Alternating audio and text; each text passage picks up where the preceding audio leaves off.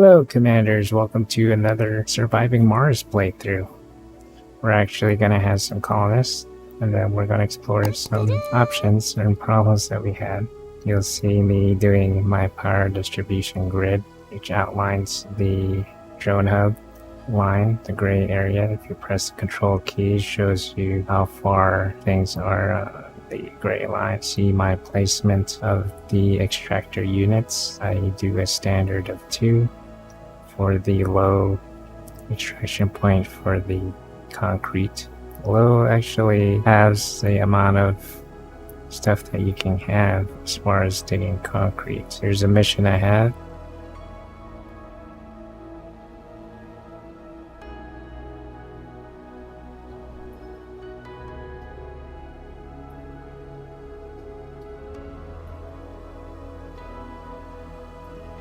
Presenting the different technologies that are available. One that I'm looking forward to is the microfusion, which is the research of the artificial sun, which seems pretty cool.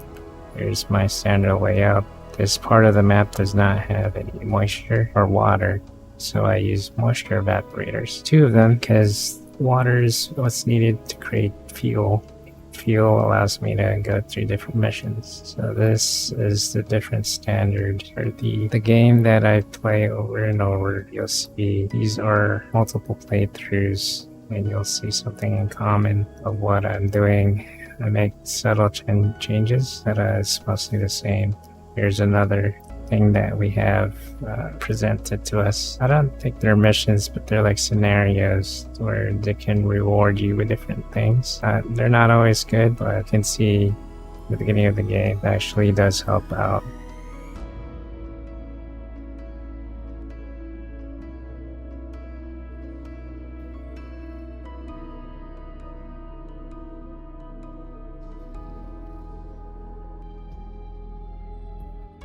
Here, this is another playthrough. I'm trying to do my standard of putting the water, but if I do it in a different angle, it messes up the grid. I used to not like how you can't create your own curves or lines. You know how, I guess we're spoiled with city skylines. You can actually draw curves or draw out the land for your roads.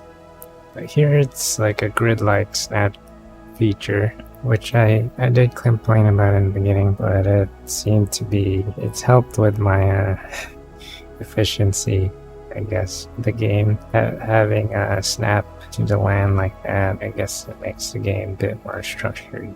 Here we are, another playthrough. My standard layout is to lay down the depots and the waste rock deposits. I actually do want to do the terraforming, so I start off with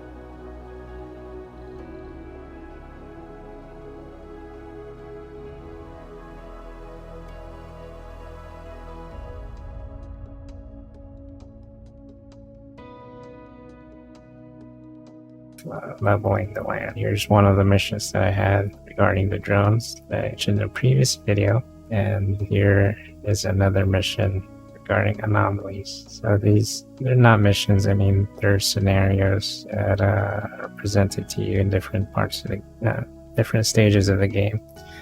I don't know if it's like a set or automatic schedule when you get those. I definitely get varying different things every time I replay the game. There's some things that are always presented the same way. Options might change, but I guess the game is dynamic enough to change based on what you've chosen. So here we have our colonists. This is the playthrough of the game. So I did receive a comment that some of my playthrough is a bit too long. That the 4-hour video that I had, or the 4-hour playthrough, and I condensed into a 40-minute video where I just talked. I felt like I was rambling a little bit. I guess some of you noticed that. I do not mean to ramble. I do want to make these videos.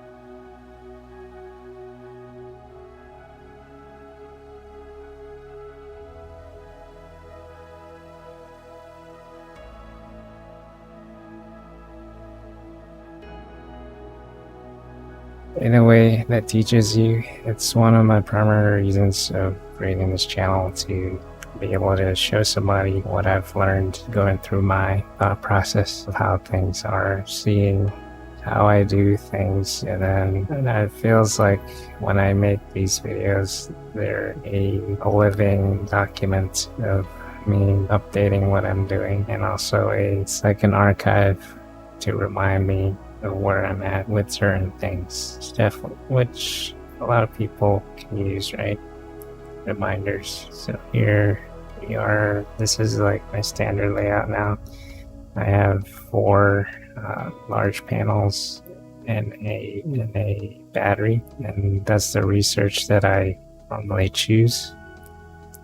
Then I have these extractor units. So I went away with in the future playthroughs, I went away with following the outline of the drone hub, that gray area, and then I managed about 5 or 3 blocks. I found that it was wasteful to have that many pipes around, so I decided not to do that anymore. I started making the lines a little bit shorter, the distances a bit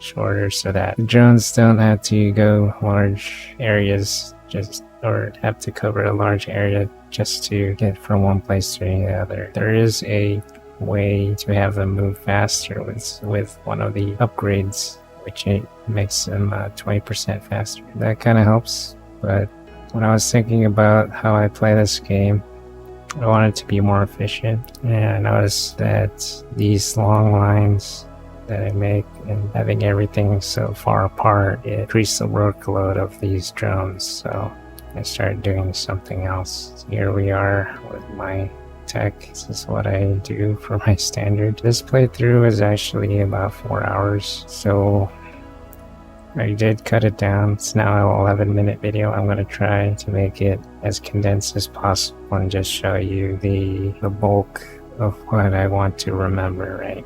Like the rock that I'm trying to level and the choices that I make. There's one of these scenarios where I can't pick any options instead of except for continuing, or option 3, which is understood. I thought that was kind of weird.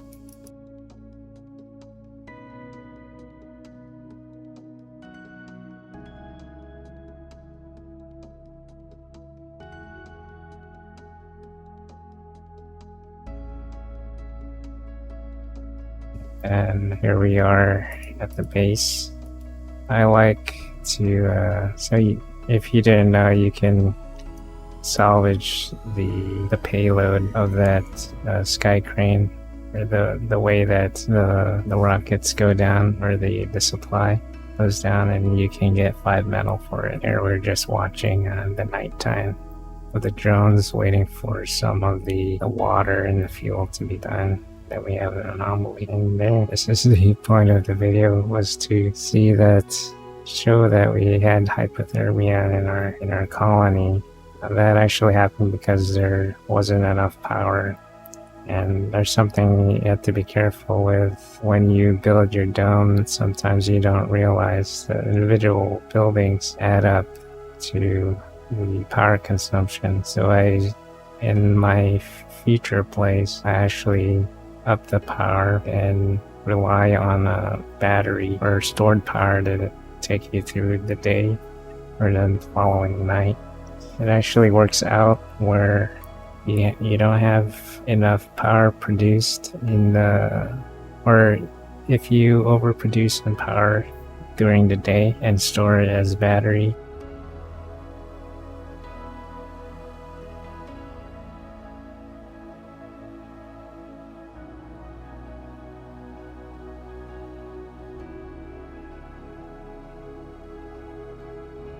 then if you have enough battery at night, you can just burn through that.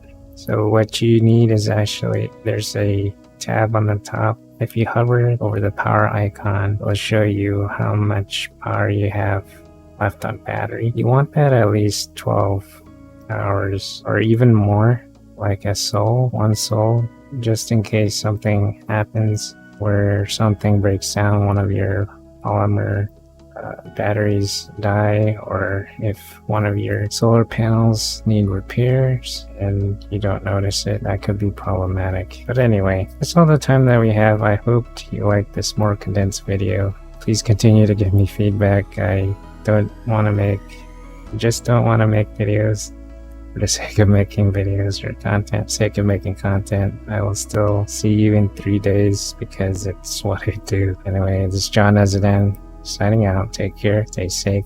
Remember, you're essential. Oh, don't forget to like or subscribe. I'll see you next time. Take care.